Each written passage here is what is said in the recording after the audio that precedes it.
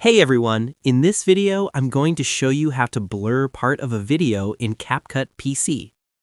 Alright, let's get into it. Jumping straight into CapCut here, I've got a demo video on the timeline of a man walking toward the camera. For this example, we're going to blur his face and make sure that the blur actually follows him as he moves around the frame. To start, we need to duplicate the clip. Right-click on the clip, then click on Copy. Now paste the clip on the timeline above the original by pressing Ctrl-V. Once that's done, make sure the duplicated clip is selected. Head up to Effects and search for Blur. This is the effect we are looking for. Click and drag it directly onto that duplicated clip. You'll see the entire clip is now blurred.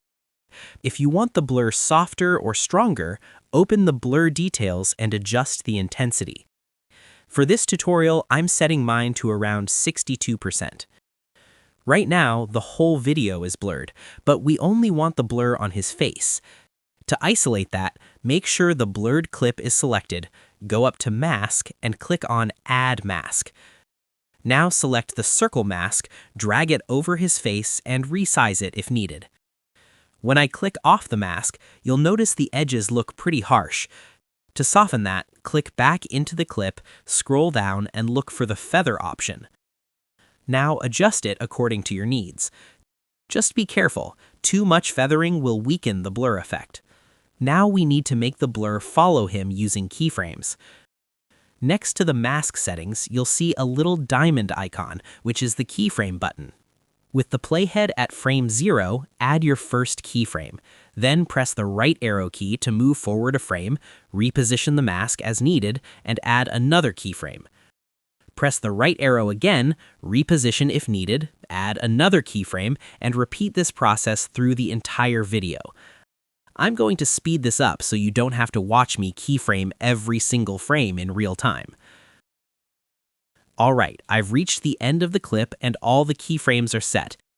The only thing I notice is that the blur isn't quite strong enough for my liking. I'll right-click the clip, choose Edit Effects, and bump up the blur intensity even more. Now let's play it from the start. As you can see, the blur now tracks his face naturally throughout the shot. And that's all there is to it.